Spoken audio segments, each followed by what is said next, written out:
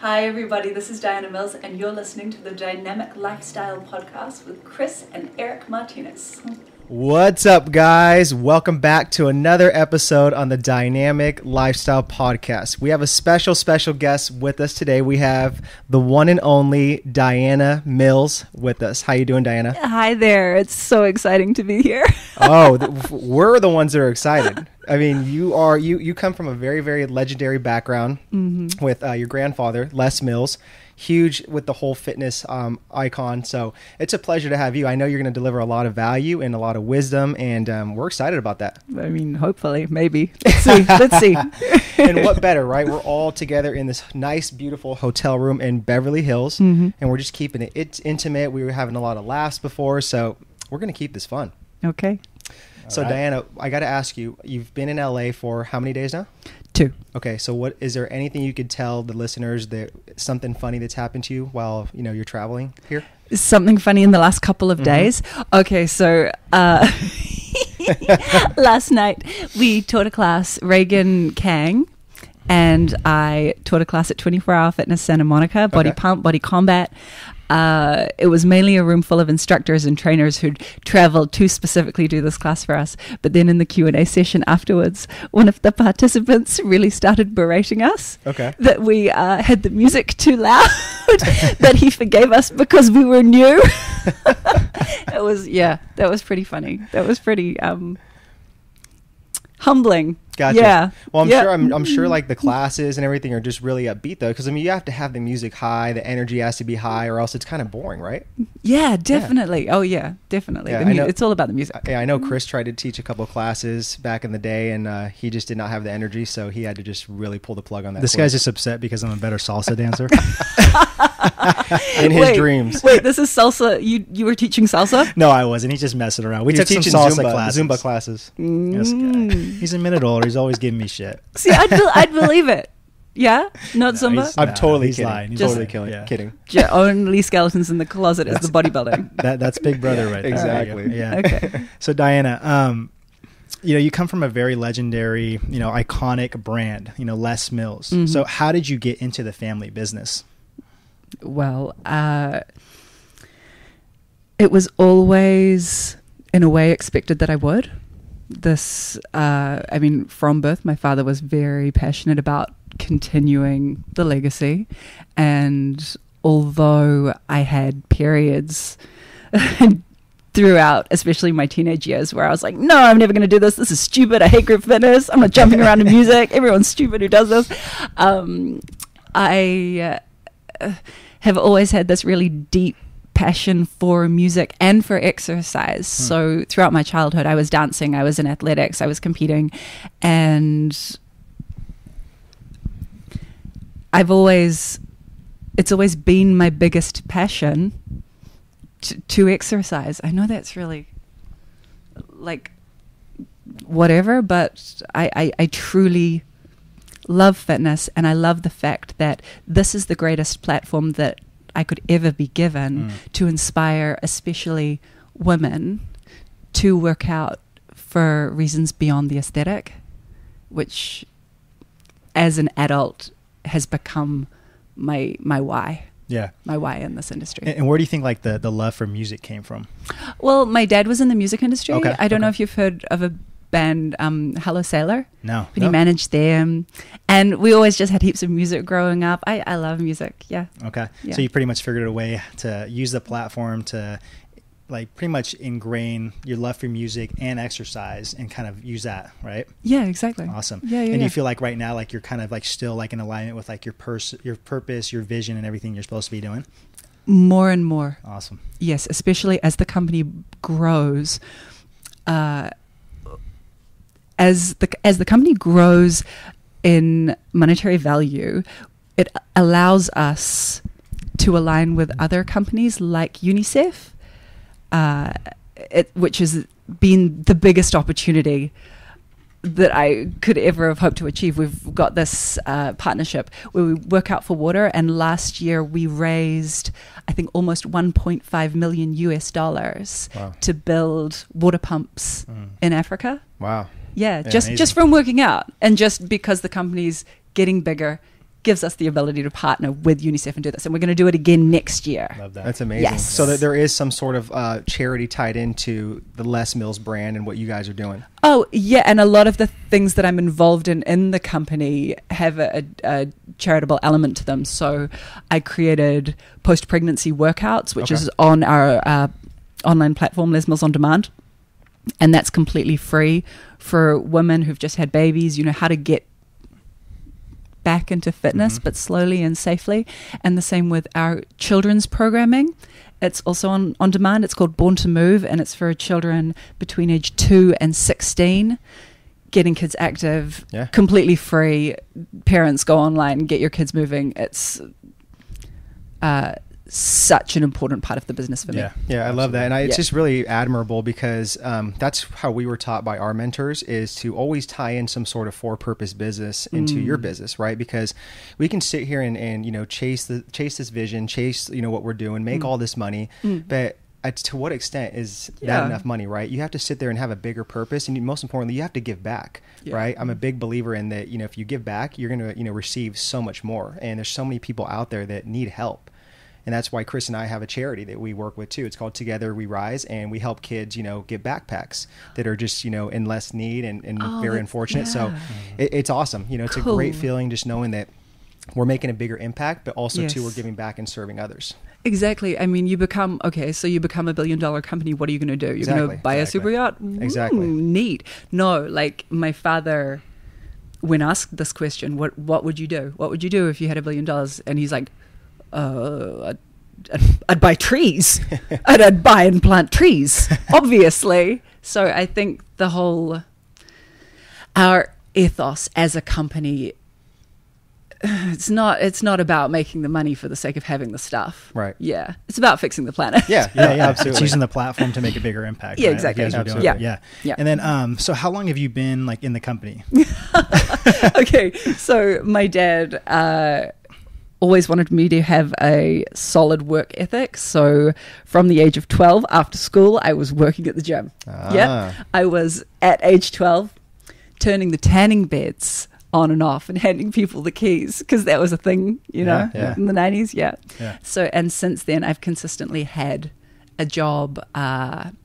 Sometimes I'd stop and I'd go and work at a clothes store or go and work in a cafe, but from that age, I've been in the company. I was apprenticing my dad in his creative director role throughout university. And then a week after I graduated, I started at the company as a grunt education assistant.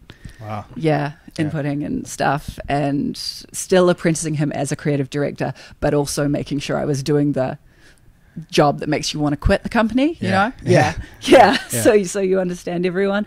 And I've been doing that ever since. I'm 32 now. I graduated when I was 21. Wow. Yeah. So what would you say maybe the key lessons learned maybe the past decade from being in the company and just kind of getting your hands dirty and your feet wet with everything? The key lessons learned the past decade, business-wise? Business-wise. Or they can be life, anything. Just real key lessons that stick out this past decade for just being involved in the company, the brand. Big key lessons is I don't want to be cynical, man. I think you have to stay open and stay trusting, but never expect that everyone else is in it for the same reasons that you are. Yep. But maintain your morals. Whatever happens, if you're back crossed, it doesn't matter. Maintain your morals. Yeah. That's really, really important. And always come back to your why and keep finding more of your why. Exactly. And if you are not deeply passionate about something, you either step away from it or you delve deeper into it and think, exactly, why am I doing this? Figure it out, then come back in. Yeah. Love that, because I mean, there's a great book called Start With Why by Simon Sinek, and I love how he always says, always revert back to your why. Why am I doing this every morning? Why am I putting myself through this? My family, my mind, but you have to sit there and speak from the inside out, not the outside in, on what kind of movement you're creating. So you guys are creating an amazing movement with Les Mills, you guys' brand. So I think it's great. So I love that advice that you just used, what you just said. Always revert back to your core values and your why. Always. Yeah. Love that. Cute. Okay, Diana. So I want to shift gears here. So we talked earlier about you have 4 kids. Mm-hmm. You look incrable. So Well, thank you're doing I something. work out of it. Yeah, yeah, right. Just a bit. once or twice a week. And I want to talk about. I feel like there's a lot of great moms out there, but they always use that excuse to where, when they have kids, they kind of have to put their life on hold, or they can't sit there and pursue their dreams. And I admire you because you didn't go that route. You're still getting shit done on a day-to-day basis. I mean, you're here in LA, you're grinding, you have a very tentative schedule. So how do you do that? What would, if you had like a piece of advice to those moms out there that are in that position where they just can't figure it out how to get things going, what would you say to them? Okay, I think as a mother, you really always want to be in control and over the most precious, important thing that you've ever created in your life, which is your child. And of course, this becomes the center of your universe.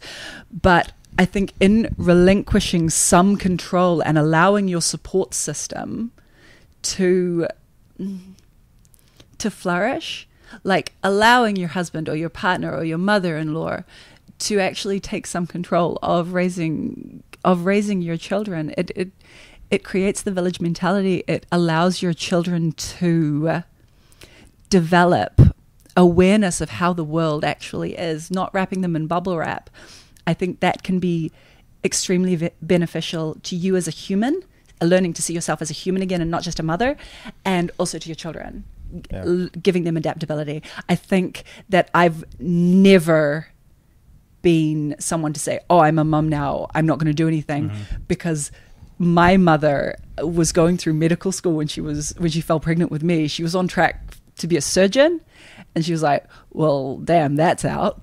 But she finished medical school. She had this tiny newborn baby in lectures. She's breastfeeding in lectures. She graduated, and she's got me wearing the cap. So, and then I had a nanny, and I had my parents. I am extraordinarily close to my parents. And I think that the example that my mother set for me is so important. You're not just a mother, you're also a person. Yeah. You have so much to give in this world. And as women, we're so... we're asked to shrink into these little boxes. Yeah. And now, especially in the social climate, we've got to start standing up and going, nah, actually, you know what? I'm not just ovaries in a uterus. Yeah, absolutely. I got this. Yeah, and see, that's what I was looking for, is that answer right there where you said that originated from your mom, you know, really telling you that and believing in you.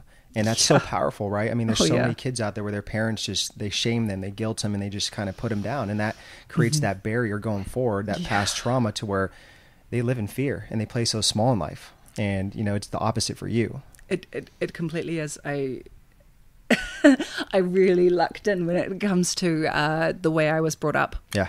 Yeah. If you're given a bulletproof ego by your parents, I feel kind of unstoppable. And I think the same for my brother. I like that. Love that. Yeah. Bulletproof ego. Yeah. And something to kind of like piggyback on that.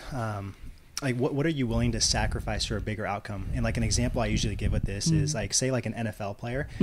Their big sacrifice to use like the NFL as their platform or make money, like a tremendous amount of money to like their family or whatever it is, like that they're kind of their mission they're attached to. Their sacrifice is like beating the hell out of their body, right? Yeah. So you never know if they're going to come out like the same after all the hits, injuries, nothing's guaranteed. So that's their sacrifice for a bigger outcome. What's your sacrifice for a bigger outcome with like the Les Mills brand? Well, I'm completely happy to, what did you say, beat the living hell out of my body. I'm not being hit, but man, the amount of exercise I do, I'm definitely aging faster than all of my friends.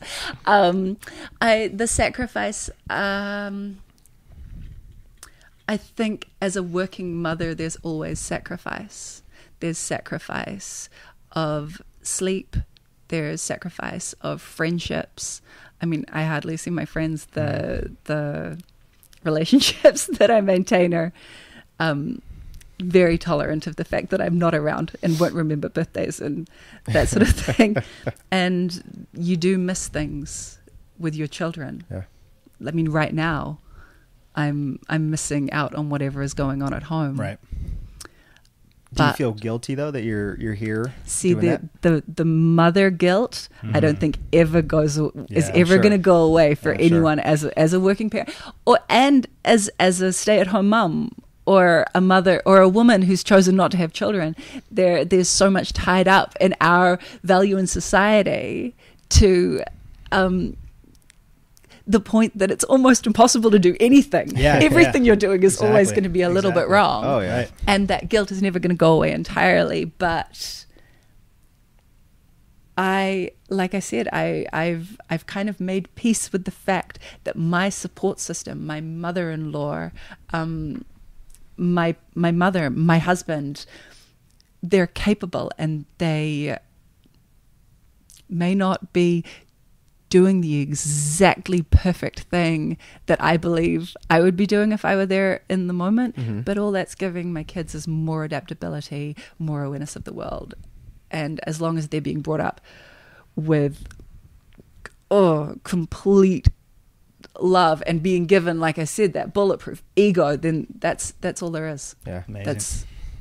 That's all there is. Yeah. No, I don't feel masses of guilt. Yeah, good for you. Because I want to change the world, right? Absolutely. Yeah. We You all wanna do. Play big. Yeah. You want to make a bigger impact. Exactly. And you have to do that. Yeah. So our show is called the Dynamic Lifestyle Podcast. So we do like to touch up on lifestyles. Chris and I are fascinated by people's day-to-day routines, their rituals, their habits. I'm interested. What does a day in the life of Diana Mills look like? But I want to know your day-to-day lifestyle when you're home, not when you're traveling. Okay. And most importantly, I want to know, how do you program your mind to play offense, not defense? All right. So I have two mottos that I really live by, and they're both super cliche. But one is always take the jump. If you've got an opportunity, you just freaking go for it. Right. You don't think about it. You just do it. Just get the ball rolling. Get started. Yeah, it's 5 a.m. Get up. Get moving. Caffeine is the greatest drug that's ever been invented. Sure is. And that definitely leads to the second one, is you sleep when you're dead. Nice. Yeah. I think chronically underslept most of the time.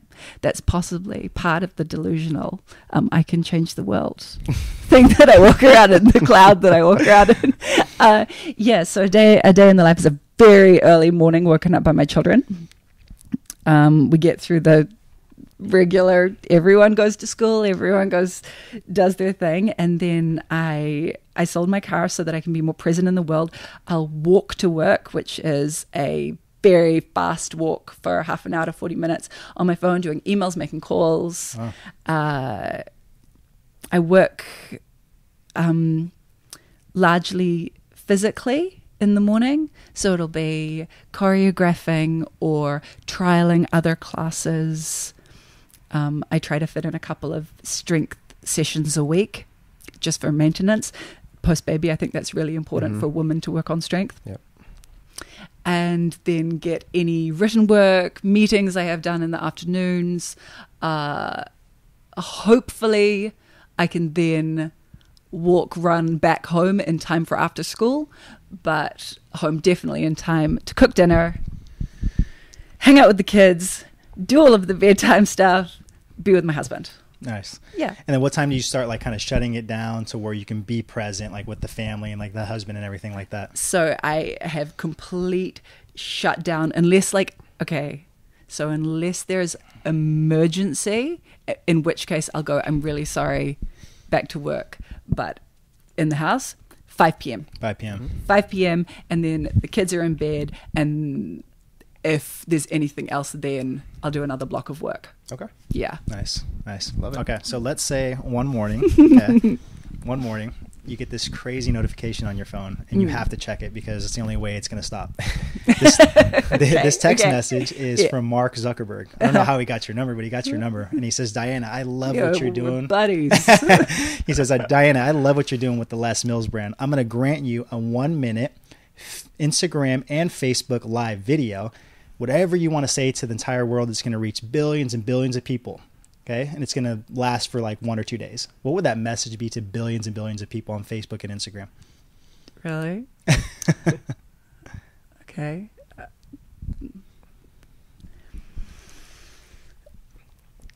It's a tough one to answer. Well, I mean, no, I want to say it, but it's like, okay, it would be around everybody. Get your shit together. Start accepting each other. Love is love. I mean, let's start supporting each other. It doesn't matter what fucking color or gender or religion you are. We need to start thinking as a global family. We need to start accepting each other, respecting each other, stop squabbling about this crap, because there is so much stuff we need to fix in this world. Oh, too much. Yeah. See?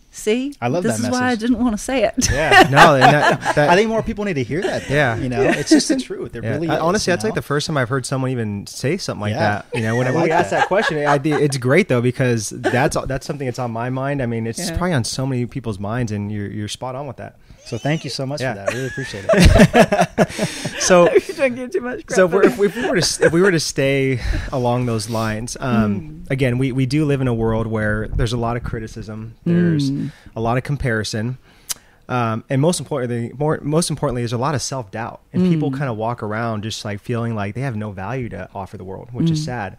When is the last time you felt like you've been criticized, you've had self-doubt, and how have you reframed those thoughts and really taken action?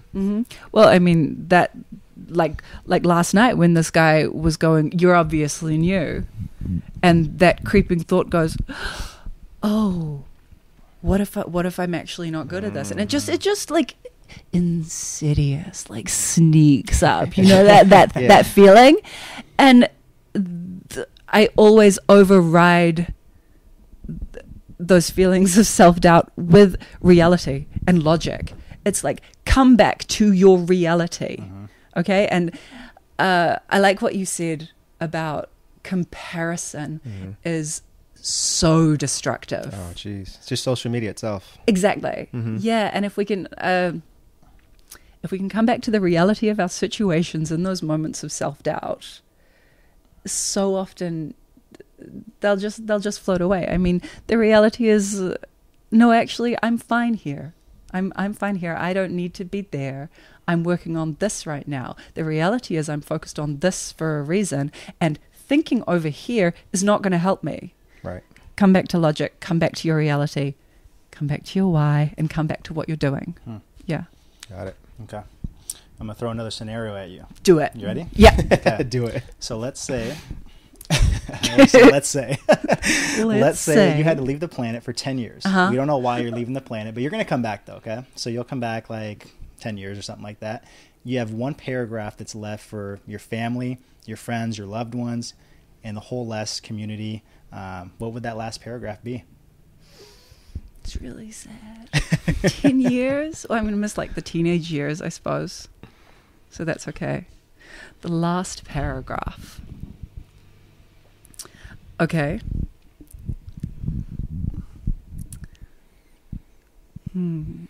For the company, please keep the deal going with UNICEF. Work more on CSR. Don't.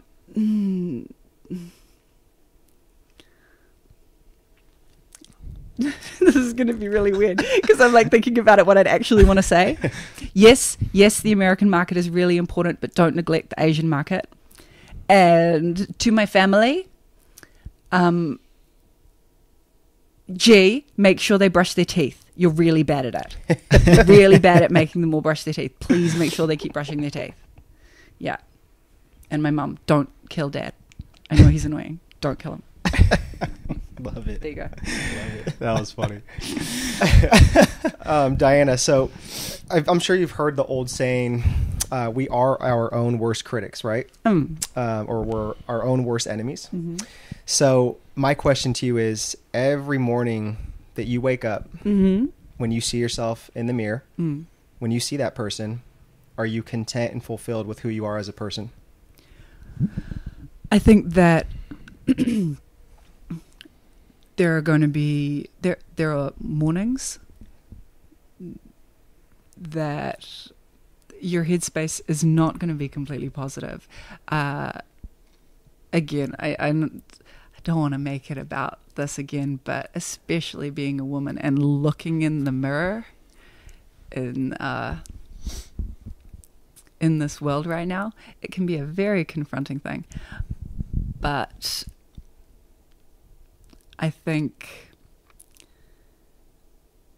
there are so many ways that you can develop armor, that you can look in the mirror, put on your armor, and then say, yeah, I'm satisfied with what I'm doing. And it is okay, so if you're dissatisfied physically, you're actually looking in that literal mirror and going, I hate the way I look. You can put on makeup. It's a type of armor. You change your outfit. It's a type of armor. You put on the persona that allows you to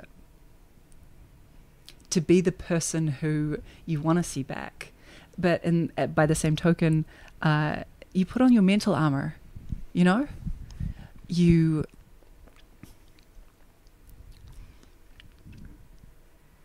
have to once again confront your self-doubt, look at it for what it truly is, and look at it from an observer's point of view. Like, I'm feeling this. Oh, okay, because I didn't get enough sleep. Oh, because I whatever, have a hangover. It's that time of the month. It's anything like that. And if you can observe it, then you can rationalize it and come back with the appropriate armor, the appropriate defense. Yeah. Put that on and then go, okay, now I'm okay, and feel settled. That's what works for me. Yeah. No, and I like that too. And I agree with that. I agree, and then I can respectfully disagree, because I think too that sometimes you could put on that armor, but then in a way it's like you're putting on a mask. Yes. Right? A lot of people just wear masks around their day-to-day lives just to mask the pain, what's really going on. Yeah. So that's where I'm kind of like, I see your point on that, and it's a great point. Yeah. But I do think that a lot of people wear masks to mask their pain. I really like that, the refusing to put on a mask and staying authentic to yourself. I think it's difficult if you are driven to every day continue to move forward with your mission, to not have any sort of armor or mask. But maybe we could spin it and go, okay, let's bring it back to your authenticity and come back to your why, and that can become your armor, and make it the internal love that isn't necessarily for yourself, but for what you're doing and for the people around you, that can then come out and make you satisfied with what you're seeing. Yeah. Love that. Yeah. High five on that one. Nice. Get there. So would you say there's anything like in your life right now that you're missing? I mean, you've obviously had a lot of success, you have a lot of stuff going on, big plans, big visions, everything like that. Is there anything right now currently like missing in your life? Sleep. Yeah. Okay. More sleep would be really nice. How many more hours? Oh, like, can I have like 20 like right now?